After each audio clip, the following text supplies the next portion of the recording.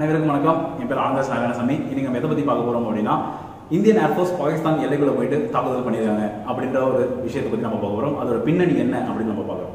February 14, 2019 அன்னைக்கு புல்வாமா அப்படின்ற ஒரு ஏரியாவில் ஜெய்ஷ் முகமது அப்படின்ற ஒரு தீவிரவாத இயக்கம் சிஆர்பிஎஃப் வீரர்களை 40 பேர் தற்கொலை தாக்குதல் நடத்தி கொண்டிருக்காங்க. அதற்கு பதிலடி கொடுக்கும் விதமாக இந்தியன் ஏர்ஃபோர்ஸ் பாகிஸ்தானுக்குள்ள போயிட்டு ஜெய்ஷ் முகமதுடைய முகாம்களை குண்டு போட்டு 300 to 400 தீவிரவாதிகளை கொண்டிருக்காங்க அப்படின்ற இன்றைக்கு பரவலாக பேசப்பட ஒரு மிகப்பெரிய ஒரு செய்தி. இது எப்படி பண்ணியிருக்காங்க அப்படின்னா, தாக்குதல் நடந்த அன்னைக்கு அடுத்த நாளே இந்தியன் ஏர்ஃபோர்ஸ் நாங்கள் பதிலடி தாக்குதல் நடத்துகிறோம் அப்படின்ற வாலண்டியராக சொல்லியிருக்காங்க. நரேந்திர மோடி கவர்மெண்ட்டும் என்ன சொன்னாங்க, அடுத்த நாளே ஆர்மிக்கு நாங்கள் ஃப்ரீ ஹேண்ட் டிசிஷன் கொடுக்குறோம், அவங்க எப்போ வேணால் தாக்குதல் நடத்தலாம், என்ன விதமான ஒரு தாக்குதல் கூட பண்ணலாம் அப்படின்னு சொல்லியிருக்காங்க.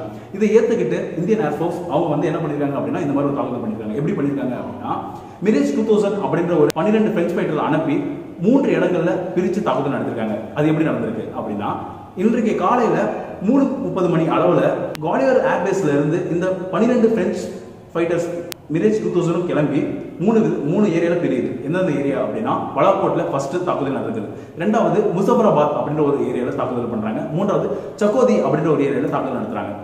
இந்த 3மே தாக்குதல் நடத்திட்டு திரும்ப வந்துடுறாங்க.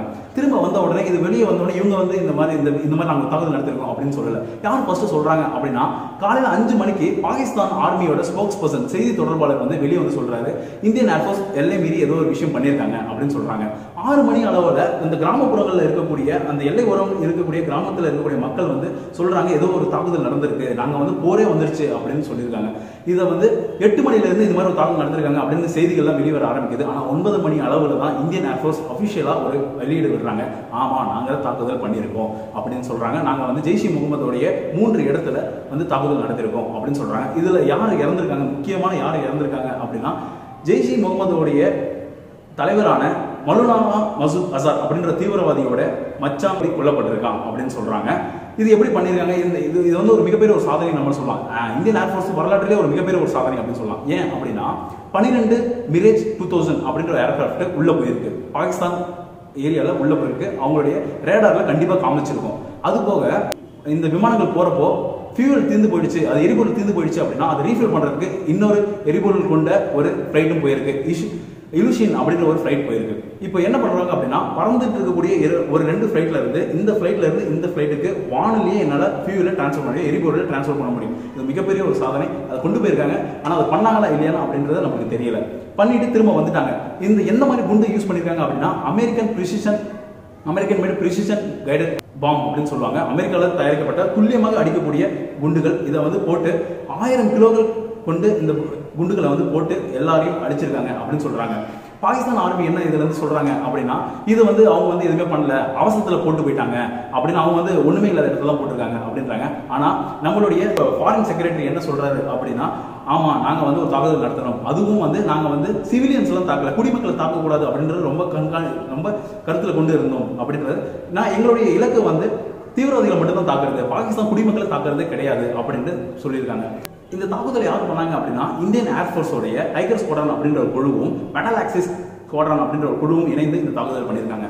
இது அவசரத்தில் பண்ணாங்களா, இல்லை பழிவாங்கும் நோக்கத்தில் உடனடியாக பண்ணப்பட்டதா அப்படின்னா கிடையாது. ரொம்ப தெளிவாக பொறுமையாக பிளான் பண்ணி பண்ணியிருக்காங்க அப்படின்னு நம்ம சொல்லலாம். எப்படி அப்படின்னா, யாருக்குமே தெரியாத வாயு சக்தி அப்படின்ற ஒரு பயிற்சி முகாம் நம்மளுடைய ஏர்ஃபோர்ஸில் நடந்துட்டு இருக்கு வருடா வருடம். அதில் இந்த மிரேஜ் 2000 யூஸ் பண்ணி 120 விமானங்கள் கொண்டு பயிற்சி எடுத்துருக்காங்க. துல்லியமாக தாக்கணும் அப்படின்ற பயிற்சி எடுத்திருக்காங்க.